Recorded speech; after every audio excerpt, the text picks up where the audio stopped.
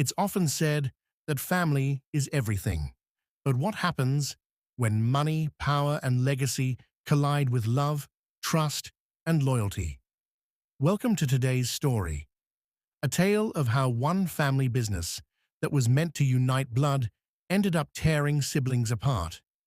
Before we dive deeper, make sure you subscribe to our channel for daily videos that bring you powerful stories filled with life lessons, inspiration, and truths that touch the heart. This is not just about business. It's about how easily relationships can be destroyed when ambition overshadows love, and how greed can change people you thought you knew your whole life. The story begins with a father who had built his empire from scratch. Through years of sacrifice, sweat, and endless nights of hard work, he created a successful family business. His dream wasn't just wealth, his dream was unity. He imagined his children standing side by side, carrying forward his legacy with pride. But like so many dreams, reality had other plans. The siblings grew up in the shadow of that empire. For them, the family business wasn't just a source of income, it was their identity. One child, the eldest son, was groomed as the natural heir. He spent years learning the ropes, working under their father, and carrying the pressure of leadership. The second child, a daughter, had her own ideas, modern, creative, and forward-thinking. She wanted change, innovation, and growth. The younger sibling, caught between them both, only wanted peace, but often felt invisible. At first, everything seemed fine. They worked together, laughed together, and shared the weight of responsibility. But slowly, cracks began to show. Differences in vision turned into arguments. Arguments turned into resentment. Resentment turned into silence. The father, growing older, watched in pain as the empire he built for unity became the very thing that divided his children. It all came to a head when the father announced his retirement. The business, he said, would now be managed by the three siblings together. He thought this would make them stronger, but it had the opposite effect. Power became a weapon. Trust was replaced with suspicion. Every decision became a battle. Every victory for one felt like a defeat for the other. Behind closed doors, love was being eaten away by rivalry. The siblings who once shared meals, laughter, and secrets were now keeping files, records, and plans hidden from each other. And in the silence of the night, each of them wondered, was it worth it? Was this empire worth more than the bond of family? This was just the beginning of the storm, a storm that would test not just their loyalty to the business, but their loyalty to one another. The storm grew louder with each passing day. Meetings turned into battlegrounds. The eldest brother clung to tradition, insisting that the company must be run the way their father had built it, stable, careful, and conservative.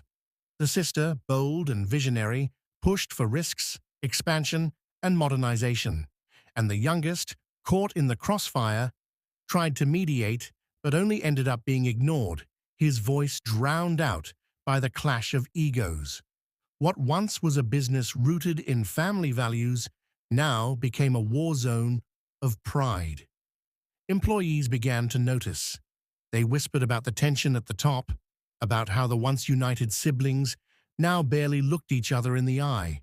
Deals were lost, opportunities missed, and slowly the cracks began to spread into the very foundation of the company. But the real damage wasn't to the business. It was to the family itself. The siblings stopped celebrating holidays together. Birthdays were skipped. Calls went unanswered. Even their children, the next generation, began to feel the divide. Cousins who once played together now grew up as strangers. The father, watching from the sidelines, was heartbroken. He had wanted his children to share not just his wealth, but his dream. Instead, his dream had become their battlefield. One evening, he called them all together, hoping to make peace. His voice trembled as he reminded them of the sacrifices he had made to build this business, not for power, not for pride, but for love. But his words fell on deaf ears. By then, the siblings were too far gone. Each one believed they were right. Each one believed they were the true heir of his vision.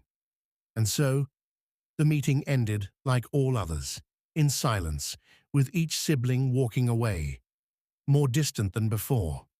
The daughter began to seek investors behind her brother's back, wanting to prove her ideas were valid. The brother tightened his grip on authority, controlling every decision, refusing to let her voice matter. And the youngest? He began to withdraw, sinking into the shadows, his frustration turning into despair. The business that once united them was now tearing them apart, piece by piece. And as the fight grew uglier, the family began to lose more than just trust. They began to lose themselves. Whispers in the community started spreading. Did you hear about the family feud? The siblings are at war. The father's dream is falling apart.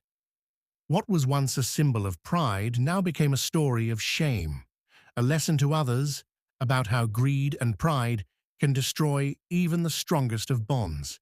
But this was only the middle of the storm, because the real breaking point was still ahead. The decision that would not only threaten the business, but would shatter the siblings' relationship beyond repair, was just around the corner. The breaking point came quietly, but its impact was devastating.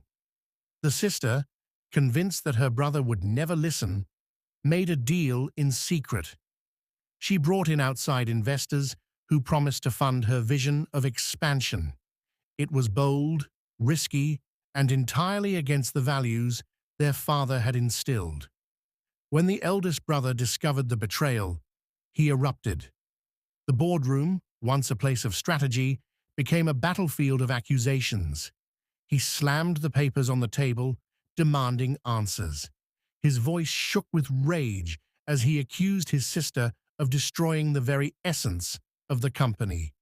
She, in turn, shouted back, claiming he had strangled innovation and silenced her ideas for too long.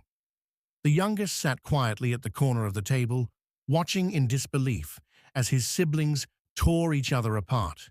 His heart sank. He knew this wasn't about the business anymore. It was about pride, about who would win, about proving who was right.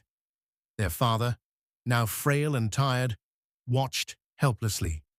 His eyes filled with tears as he realized the empire he built with love and sweat was no longer in safe hands.